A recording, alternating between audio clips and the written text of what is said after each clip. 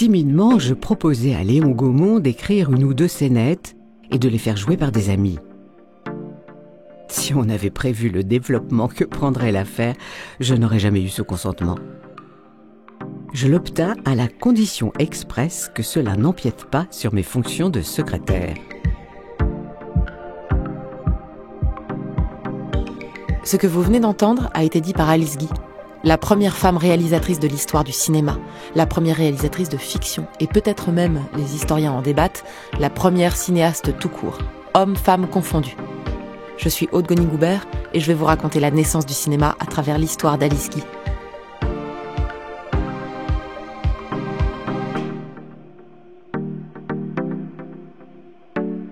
C'est la fin du 19e siècle.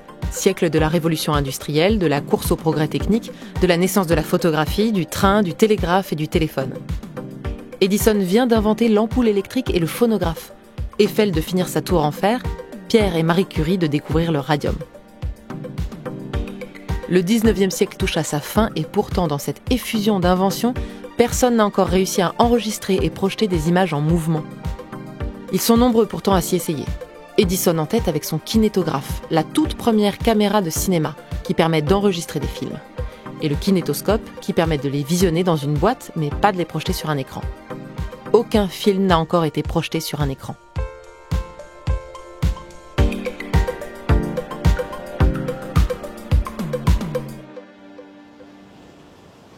L'enfance d'Alice Guy a quelque chose de romanesque. Elle est la 4e d'une fratrie de 5 enfants, tous nés au Chili où travaille leur père.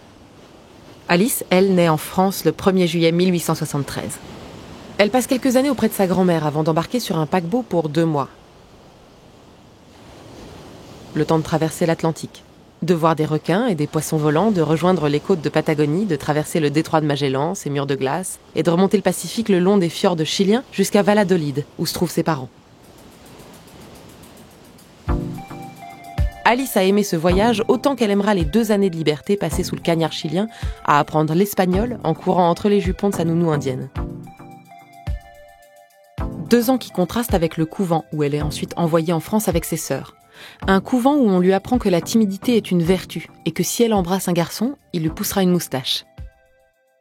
L'histoire aurait pu s'arrêter là et Alice aurait épousé le garçon de bonne famille que lui aurait présenté son père. Mais Émile, le père d'Alice, libraire et éditeur, fait faillite. Il rentre en France, ruiné.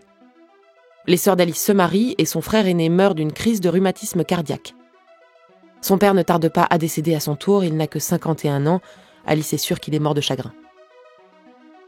Alice a 17 ans à peine, elle lit beaucoup, apprend des poèmes par cœur, elle aimerait être actrice. Mais il n'en est pas question. Il faut qu'elle trouve un emploi décent et surtout un emploi qui lui permette de subvenir à ses besoins et à ceux de sa mère.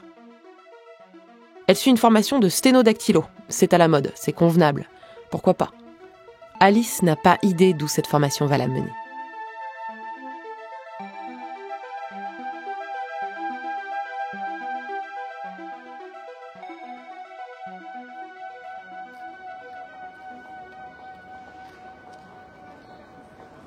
Au mois de mars 1894, elle se rend dans le centre de Paris, près de l'avenue de l'Opéra, au comptoir de la photographie. Une société qui commercialise toutes sortes d'appareils auxquels Alice ne comprend rien. Phonographe, lanterne magique, chronophotographe, biographe. Son prof de sténo lui a dit que Max Richard, le patron, cherchait une secrétaire. Alice tient dans ses mains la lettre de recommandation que lui a écrite son prof. Elle s'empêche de la serrer trop fort, elle a peur de la froisser, Alice doit absolument décrocher le job. Elle et sa mère ont besoin d'argent. Elle prend son courage à 2 mains et entre dans l'immeuble.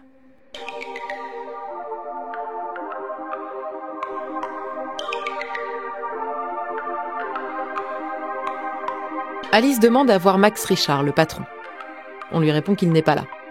Elle reste sans voix. C'est bête, mais elle ne s'était pas préparée à ça. Quand on lui propose de voir le bras droit de M. Richard, Alice acquiesce sans réfléchir. Elle entre dans une large pièce vitrée. Elle aperçoit un grand homme, la trentaine. Elle l'a déjà croisé. C'était son voisin quand elle était étudiante en sténographie. Il s'appelle Léon Gaumont. Elle croit. Mais elle ne dit rien. Alice lui tend la lettre de recommandation avec toute la timidité et la déférence que lui ont inculquées les religieuses de son adolescence. Léon ne la reconnaît pas, il lit la lettre. La recommandation est excellente, mais Alice a l'air jeune. trop jeune pour un poste aussi important, il lui fait remarquer. Alice répond du tac au tac, « Ça me passera ». Je lui dis « Monsieur, ça me passera ». Il sourit. « En effet, hélas, ça vous passera ». Elle n'a pas réfléchi, c'est sorti tout seul, mais il faut croire que ça a plu à Léon Gaumont puisqu'elle décroche le job. Alice est désormais secrétaire au comptoir général de la photographie.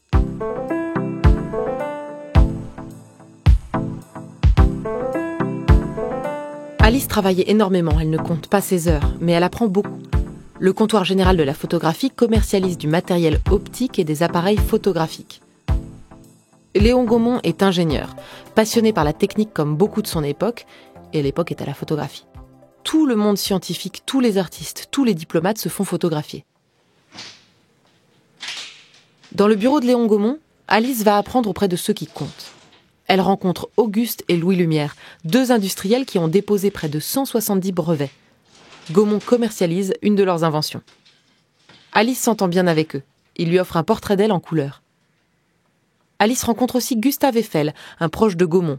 Louis Renault, alors simple mécano. Waldeck-Rousseau, qui ne lui adresse jamais la parole, elle le surnomme le hibou. Et aussi Émile Zola et sa femme. Elle trouve qu'ils forment un drôle de couple. Mais Alice rencontre surtout Frédéric Dillet, conseiller technique des travaux photographiques Gaumont. Frédéric a 48 ans, une famille qu'il aime et un vrai goût pour la transmission. Il va être le professeur bénévole d'Alice et son conseiller technique pendant longtemps. Car l'époque est à la technologie. Les inventions s'enchaînent, de nouveaux brevets sont déposés tous les jours. Des chercheurs qui s'ignorent mutuellement aboutissent parfois à des résultats similaires. Parmi eux, Thomas Edison.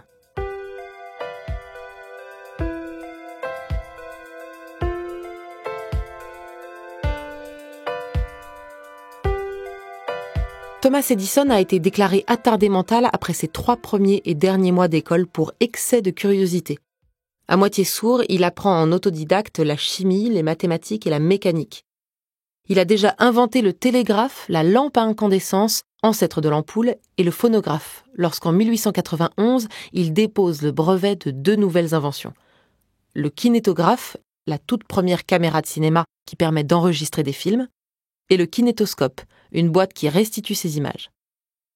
C'est une grande boîte en bois avec une visière où l'on colle son œil pour observer des images se mouvoir. Les kinétoscopes sont mis à disposition au public dans les foires foraines. Au milieu des barbes à papa, des manèges et des trains fantômes, on glisse 25 centimes dans la fente pour voir un film de 14, 30 ou 45 secondes. On le surnomme le peep show, le coup d'œil. On peut donc voir des images se mouvoir dans une boîte en bois, mais personne n'a encore réussi à projeter sur écran des images en mouvement. Gaumont, lui, travaille sur un nouveau brevet, le bioscope, qui permet de projeter des portraits animés. Mais une mauvaise nouvelle interrompt ses recherches. Max Richard, le patron du comptoir de la photographie, vient de perdre le procès que lui a intenté son frère. Le comptoir de la photographie est au bord de la faillite. Léon et Alice risquent de se retrouver à la porte sans emploi.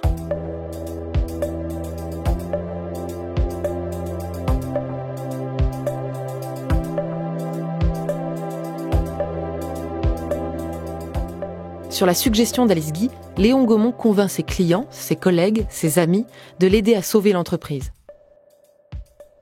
Il demande à Gustave Eiffel qui accepte. Léon réunit ainsi les capitaux nécessaires pour racheter le comptoir de la photographie qui devient L. Gaumont et compagnie. Alice gagne en responsabilité et Léon, maintenant patron, peut de nouveau se consacrer à ce qu'il passionne, les inventions. Mais ce jour-là, le 22 mars 1895, Alice Guy et Léon Gaumont reçoivent une visite mystérieuse. Nous avions comme fournisseurs les Lumières, Auguste et Louis de Lyon. Un jour, ils arrivent dans le bureau. Moi, je les connaissais très bien. Ils étaient toujours très gentils pour moi. Ils disent à Gaumont « Nous venons vous inviter à une petite surprise party. Enfin, nous allons vous faire une surprise. » Gaumont lui dit « Mais qu'est-ce que c'est ?»« Ah, mais c'est une surprise, vous verrez. » Moi, j'étais là, naturellement. Par simple politesse, il demande « Mademoiselle Alice, est-ce que vous voulez venir aussi ?» C'est ainsi qu'Alice et Léon se rendent à la Société d'encouragement des sciences, sur la rive gauche parisienne. Ils y trouvent tout un parterre de savants, d'ingénieurs, d'industriels. Les frères Lumière jouent le suspense. Personne ne sait pourquoi il est là. Tout le monde patiente, sans savoir à quoi s'attendre.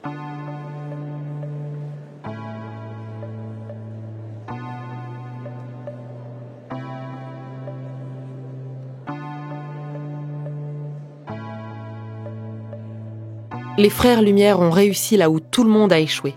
Ils ont inventé le cinématographe. Pour la première fois de l'histoire, des images s'animent sur grand écran. Alice a assisté à la première projection privée des frères Lumière, qui est loin d'être la dernière.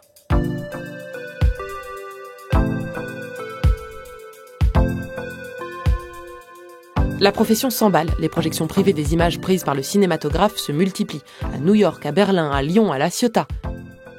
Enfin, le 28 décembre 1895, 9 mois après la première projection privée à laquelle a assisté Alice, les frères Lumière organisent une projection ouverte au public. Elle a lieu au Salon Indien du Grand Café, situé sur le boulevard des Capucines à Paris. L'entrée est à 1 franc. Il fait très froid ce jour-là. Peu de gens ont fait le déplacement. Parmi eux, Georges Méliès, un prestidigitateur, un magicien. Les frères Lumière ont fait le même coup à Méliès qu'à Gaumont. Ils sont venus jusqu'à son théâtre pour lui lancer une invitation mystérieuse. Méliès ne s'attend à rien. Et lorsqu'il assiste à la projection de L'arroseur arrosé et à celle de La sortie de l'usine Lumière à Lyon, comme Alice, comme Gaumont, il dit être bouche bée, frappé de stupeur, surpris au-delà de toute expression. Comme Alice Guy et Léon Gaumont, ce moment sera décisif pour la suite de son existence. Les projections du cinématographe se multiplient. L'une d'entre elles, restée célèbre, diffuse l'entrée d'un train en gare de La Ciotat. Panique à bord, ça semble si réel que les spectateurs ont peur de se faire écraser par la locomotive. Ils s'écartent, sortent, reculent leurs chaises.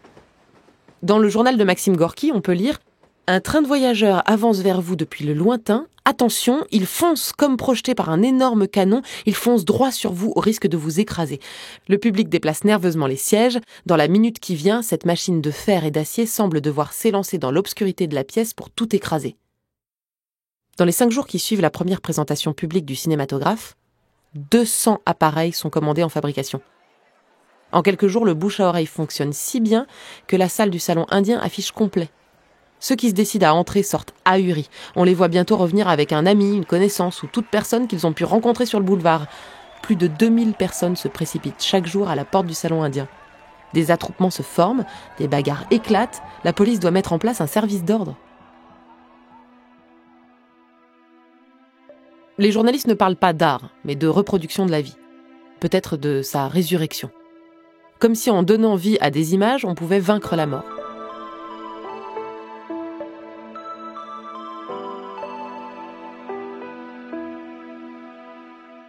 C'est peut-être cet emballement qui fait que certains historiens ont décidé que la première projection publique des Frères Lumière correspondait à la naissance du cinéma. Le cinéma comme expérience collective payante d'une projection d'images en mouvement. D'autres apprendront à leurs élèves que le cinéma a été inventé plus tôt en 1891 par Thomas Edison avec son kinétographe et son kinétoscope qui permettaient de visionner des images en mouvement dans une boîte. Certains historiens choisiront d'autres dates encore.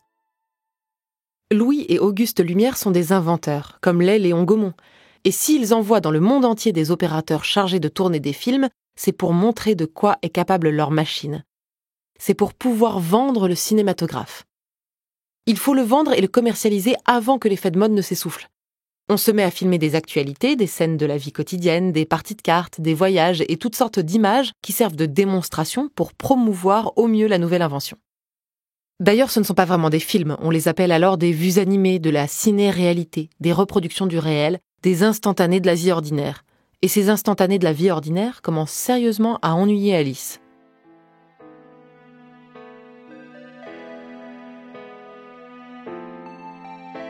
Du matin au soir, Alice entend parler de cinéma. Mais pour elle, ces films ne sont que des expériences de laboratoire.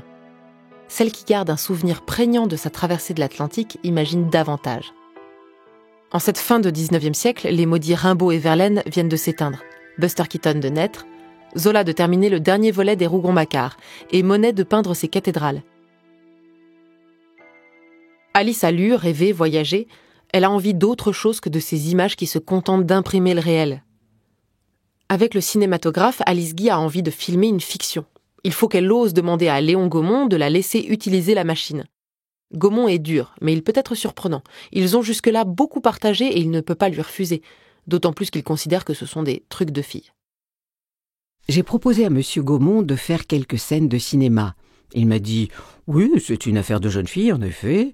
Vous pouvez essayer, mais à une condition. c'est que votre courrier n'en souffre pas. Alice va donc attendre de finir sa journée de travail chez Gaumont pour vaquer à ses affaires de jeune fille. Alors j'avais des amis avec qui j'ai loué des costumes. Je les ai fait répéter, nous avons découpé des choux en carton, nous avons trouvé des enfants que nous cachions derrière, avec des roses et tout ce qui suit. C'est ainsi que dans un terrain vague, entourant les ateliers de la maison, devant un drap peint par un peintre éventailliste du voisinage, je tournais mon premier film. En cet été 1896, dans l'est de Paris, à Belleville, sur une petite terrasse cimentée avec quelques amis, un pied photo brinque-ballant et un décor découpé dans du carton, Alice Guy tourne La Fée aux choux, considéré comme le premier film de fiction de l'histoire.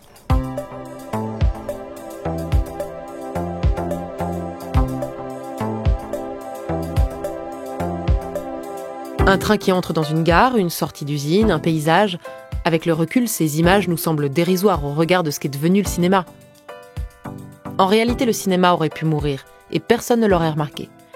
Il a fallu des gens comme Alice Guy, qui, à ce moment, ont pensé qu'on pouvait faire plus avec cette machine que juste des images qui archivent la réalité.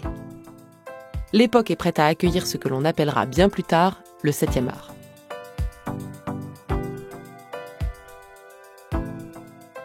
La peinture a en quelque sorte préparé le regard à la photographie.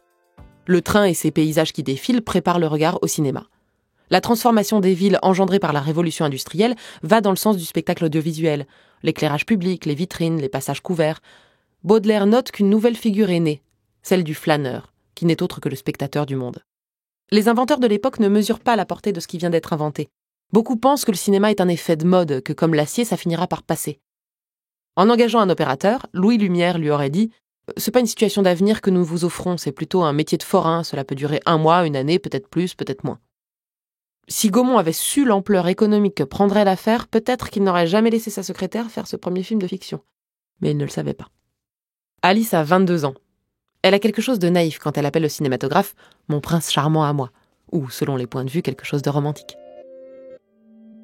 Pour la secrétaire Alice Guy, pour Auguste et Louis Lumière, les pères du cinématographe, pour Thomas Edison, l'inventeur du kinétoscope, pour l'ingénieur Léon Gaumont, pour le magicien Georges Méliès, pour le technicien et ami Frédéric Dilley, pour l'industriel et bienveillant Gustave Eiffel, une nouvelle technologie est née. Personne ne peut alors imaginer ce que le cinéma va devenir et à quel point il va façonner leur vie.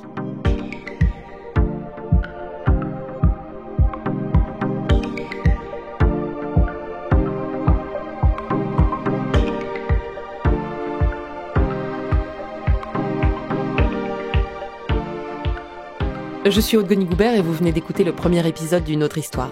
Un podcast produit par Louis Média. Le texte est de Yasmine Benkiran, la musique est de Raphaël Ankierman et les illustrations sont réalisées par Louise de Crozal. À la réalisation et au mixage, Renaud Duguet. À l'enregistrement, Olivier Baudin. À la production, Gabriel Ramin. Merci à Brigitte Rollet, historienne et chercheuse, cinématologue, qui nous a permis de produire un contenu historique rigoureux. Brigitte Rollet est spécialiste des questions de genre et de sexualité au cinéma, et notamment l'autrice de Femmes et cinéma, Sois belle et tais-toi, publiée en 2017 aux éditions Belin. Merci également à l'historienne Julie Verlaine qui nous a aiguillés dans nos recherches. Elle préside l'association Mnémosine qui œuvre au développement de l'histoire des femmes et du genre. Les citations d'Alice Guy utilisées dans cet épisode sont issues d'articles parus dans le journal La Presse en 1956, dans le Figaro en 1976 et dans les Nouvelles littéraires en 1957. Elles sont lues par la comédienne Dominique Jacquet. Vous pouvez retrouver les références des ressources utilisées pour ce podcast sur notre site internet louismedia.com et sur nos réseaux sociaux @louismedia.